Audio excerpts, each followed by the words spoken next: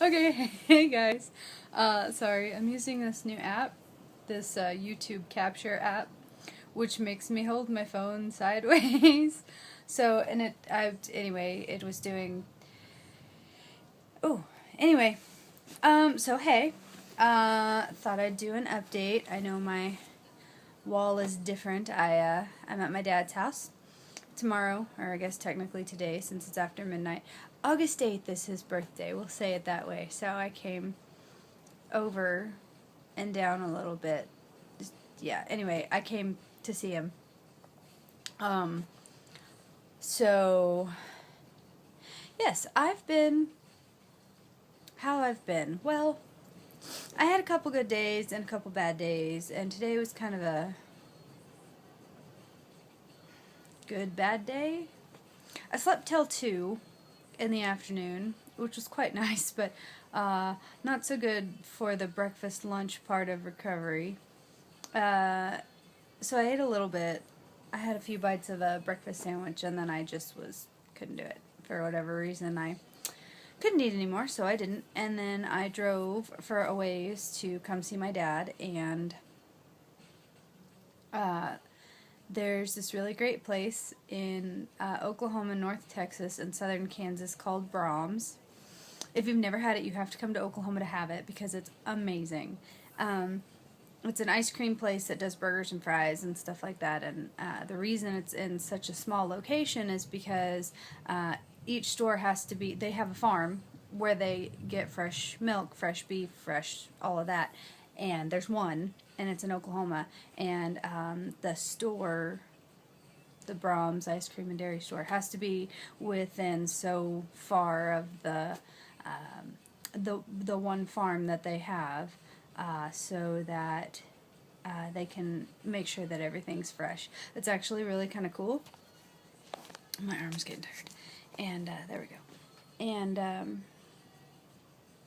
anyway, it's really, really good. So you have to come to Oklahoma, North Texas, or South Kansas to get it. And maybe some in Arkansas, actually, I think. But I'm not sure. Anyway, so you gotta try it. It's really great. Anyway, so I get to this place about halfway from where I live to my dad's house, and I passed like 1,000 of them, and that was a huge binge food that I would always then purge. So I was like, I really want it, but I don't know if I feel safe having it. And I asked opinion from my sister and some of my really good friends, and they were like, if you don't feel safe, then you shouldn't do it, blah, blah, blah. And I was like, yeah, that's true. So I'm driving, and the more I drive, the more pissed off I get. And I'm like, that's bullshit. Like, if I want to eat at my favorite fast food place, then I should be able to eat at my favorite Whoa! Okay, sorry. It's storming here. Anyway, if I want to eat at my favorite fast food place, then I should be able to eat at my favorite fast food place. Like, nobody should. I'm a grown woman. I'm an adult. I look 12, but I'm totally a grown up, and I should be able to make those decisions. And damn it, if I want a burger, I'm getting a fucking burger. So I went through the drive-thru and got my burger, and I had a little chat with myself, or with my eating disorder or whatever, and I basically said, I'm going to eat this, and I'm going to enjoy it, and if you don't like it, you can fuck yourself and go to hell, because I don't really care. I'm going to eat it, I'm going to keep it, and that's the way it's going to be. And I successfully had just a little over half, no fries, but I did have about half the burger, and it was really, really good. So that was good. I was proud of myself for that. Wish I could have eaten more and felt safe about it, but I didn't want to risk it, so I had a little over half. Anyway, then I get to my dad's house, and I honestly couldn't tell you what is so triggering about this place, but something is. I mean, I lived here since I was 9. My family my parents got divorced a year ago, but Dad's been here since 96, which means I've been here since 96 off and on, because I grew up and moved around and crap and have come back and forth and bounced back and forth because my eating disorder makes it impossible for me to live on my own. Anyway, so, yeah, being dependent sucks. But anyway, so, long time. And nothing really traumatic. Well, that's not true. There was a traumatic thing that happened here, but I was not here for it. I wouldn't even get into that. I wasn't here for it. But nothing traumatic really happened to me in this house. All of my trauma or whatever was when I was younger, before we moved here. And after I moved away another, not even the same state. So, I'm not really sure. I guess because this is where I was the sickest. I mean, this is where I got bad, and this is where I got bad.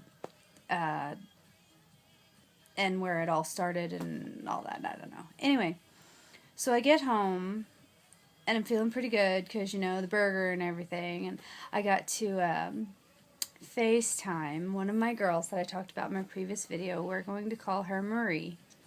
I got to FaceTime with her, and she and her sister and her stepsister are singing, for an event in their life, and, I got to hear it. They got to sing for me, and it was the most precious thing. Oh my god, it made me so happy. Like, I was smiling like a goofy little kid. It was ridiculous, but they were so sweet.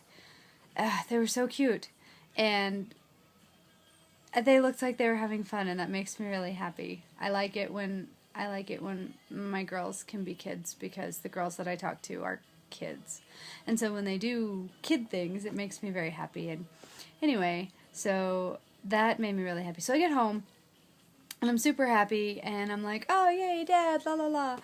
My dad and I have a weird relationship. He wasn't around when I was little. I mean, he was. He lived with us. He came home every day after work, but he came home at 6 o'clock. And I'm talking little. This stopped when I was 9, but he came home, 6 o'clock, and would watch TV for an hour or two, eat dinner, and then it was time for me to go to bed. And I was usually off with friends or whatever. And then every weekend, Friday after work, he would leave, and he would come back Sunday after I was in bed. So I very rarely spent any quality time with my dad. He wasn't around. He didn't hang out. I mean, he did do things like I was in Girl Scouts, and he would go to father-daughter camp with me. Okay, so one weekend a year, Dad hung out with me versus going farming in Alva, which is what he did. And when I was really little, I went with him, but I always played with the kids across the street, who are still my friends, by the way, and I'm going to her little girl's 5th birthday next weekend, or this weekend, and I'm very excited. Anyway, and so, he just wasn't around. And then we moved here when I was 9, and he found Jesus, and that got weird, and then he kind of turned into a douchebag, and then he was like, anyway, so our relationship is very odd, and now he wants to be all lovey, touchy-feely. He wants me to sit in his lap.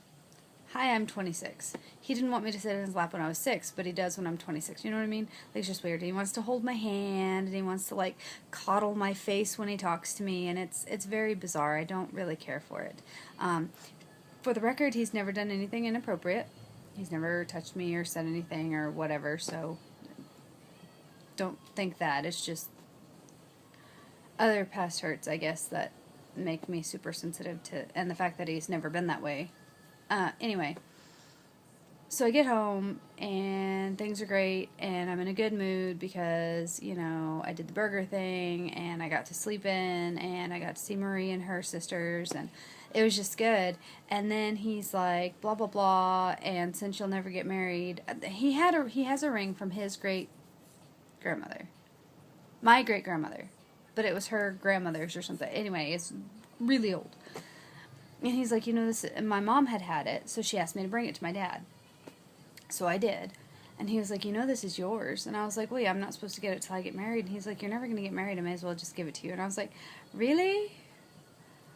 For those of you who don't know, I've tried to get married twice.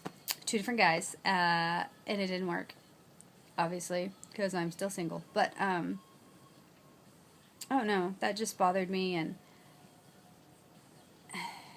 he made me feel guilty for not visiting more. And for choosing my mom over him. Although I don't live with my mom anyway. But I'm much closer to her than him. Like, distance-wise. Like, location-wise. I'm a lot closer. So, this phone's at a weird angle, but it has to charge. I don't like it. Anyway, and he asked me about my food, and if I was eating or not, and of course I told him I was, and then he threw, like, this container of homemade ice cream in my lap, and he's like, eat this. And I'm like, I don't want any ice cream. I had dinner, which I didn't finish, which freaked him out. And, then he's like, I don't care, you're gonna eat it, blah, blah, blah. And I'm like, I don't... So I ate it. I mean, not all of it, which made him mad, but I don't care. But it's just like, why can't I be 26 and make my own decisions? Like, ice cream isn't going to make or break me. And that's not what... I mean, you don't just take someone with an eating disorder and say, here, have food. You're magically healed. I love it. It's just, everything's wonderful and perfect now because you're eating and life's great. No. That's not how it works. And I know a lot of people think it is, but it's really not. Anyway, so then I got like super anxious about eating and didn't want to eat, and then I got really mean. Not with him. He's clueless because anyway, I lashed out at my sister, which I do constantly because I'm a bitch. And she was wonderful, like she always is, because she's freaking amazing. And I just... I don't know. I don't know. I like this song. Okay, anyway, sorry. But, so... one of my friends asked me to talk about, and I know I'm like way far into this. I'm not going to calculate it, but I'm 747 seconds into this. So however long that is, it's a long video. But anyway,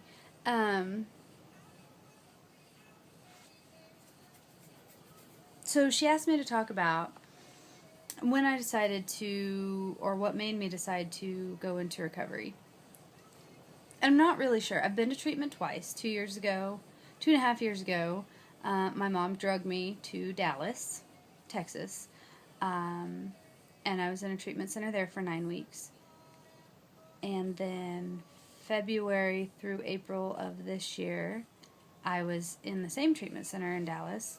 I have a friend who basically said, pack your shit because I'm taking you, which is kind of what my mom said 2 years before, but anyway... and my fiance said, if you don't get better, it's not going to work out, which it obviously didn't anyway. So, you know, that kind of was a bust. But neither time was it my choice to go to treatment or to get well or to be healthy. And so she's like, well, what about this time? And I was thinking about it. And right now... like, in this, like, right this second, not, like, 10 minutes ago or 5 minutes from now, because I'm sure it'll all be different then, but right now I really don't see anything wrong with anything that I'm doing. Now,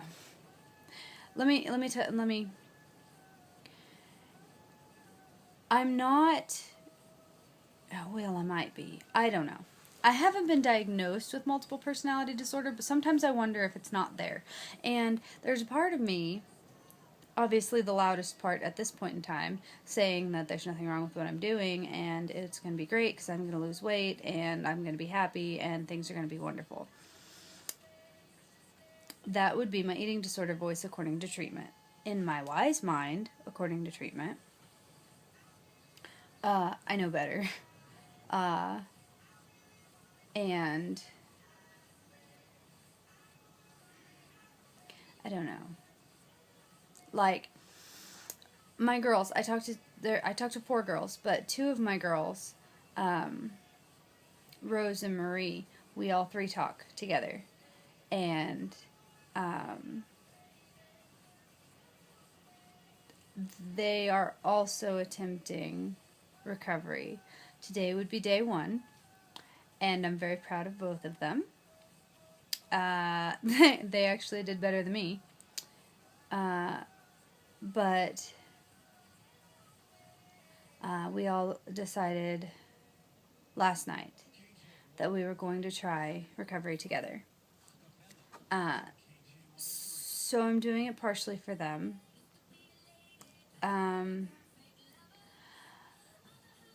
My sister used to have an eating disorder. She was bulimic for, I believe, a year and a half, and is recovered. Or recovering, anyway. And she has 2 kids that I talked about in earlier videos that are almost 5, a boy and a girl. And she says that she will never again do that again, if for no other reason than her kids.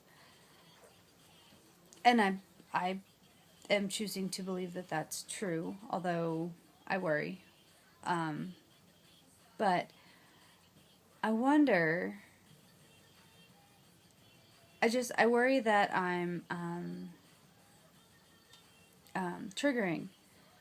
Like talking about my weight, talking about how I hate myself, talking about, because I tell her everything. If I purge, I tell her.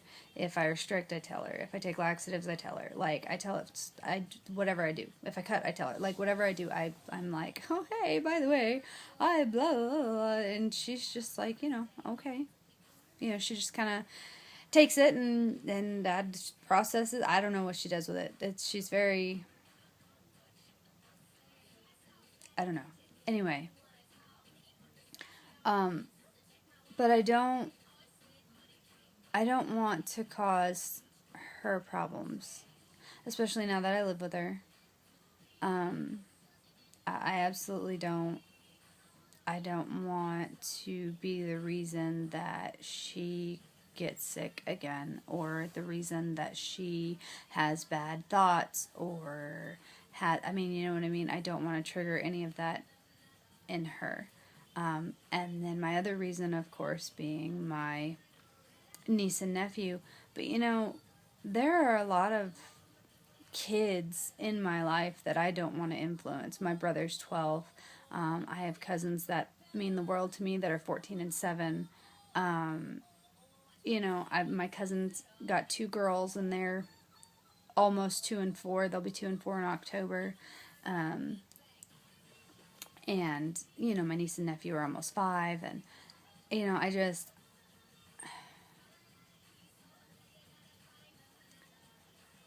as much as I want to be thin, and as much as I want to be sick because it's easy, and it's comfortable, and it's normal, it just seems normal, I'm tired of being a statistic. I know you're a statistic either way. This percentage stays sick, this percentage dies, this percentage achieves recovery, blah, blah, blah. But I don't...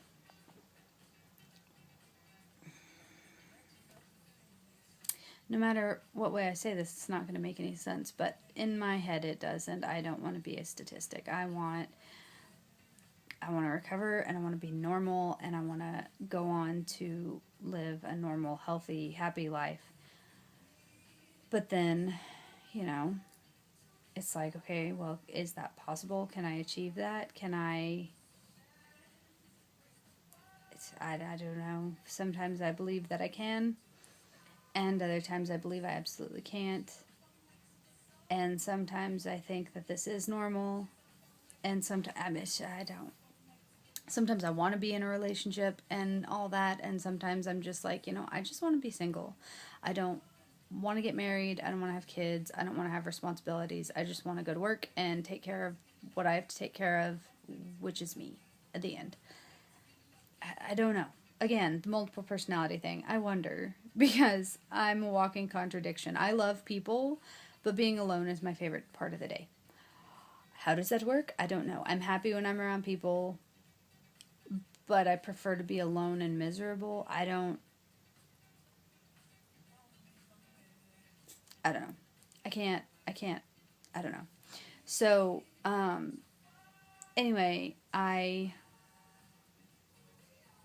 have the radio on and it's playing music and I'm not really sure how I feel about it because I don't know it all. I don't like music I don't know, which makes learning new music hard. Yes. I don't know, but I love music. And I like hearing new music. That doesn't make any sense. But I do. Like, my uncle's awesome. And he is like this huge music movie guru guy. He's amazing. Anyway, and so I'll randomly send him a text and I'll be like, hey, I need a song. And he'll send me the most bizarre random stuff. And I wish I remembered that girl's name because I would totally like promote it right now. But it's called Lily something. Lily something. I don't remember her last name. Type in, okay, go to YouTube. Okay, you're on YouTube. So go to the search bar and type in the words fuck you and then Lily, Lily. There's one L, or there's two L's, not three. And I don't remember her last name. But she's British and it's awesome. And if you're super conservative, don't do it. But otherwise, go. Because it's amazing. And my sister and I love it. Oh my god, it's so amazing. Anyway. Okay, so that's my little push there. So,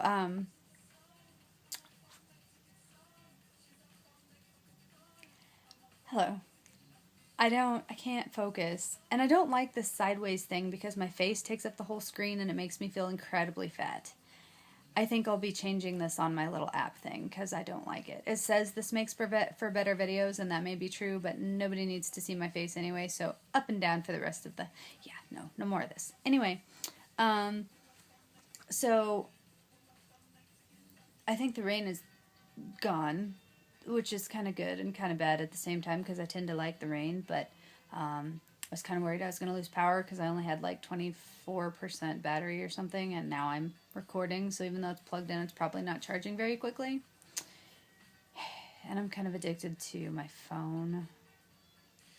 It's really bad. But it is what it is. Anyway, so, yeah. Oh, so I have this page on Facebook. I'm really going to promote this now. It's basically like this in word and picture form. It's just my eating disorder recovery journey thing. It's a page. No, it's a group. I don't know what the freaking difference is, but I think it's a group. And I'll update that more because it's easier on the run to type something, while I'm at work or while I'm somewhere than to go somewhere and be, vent to a camera. So, if you're on Facebook and you're interested, it's called One Bite at a Time, One Girl's Journey to Recovery.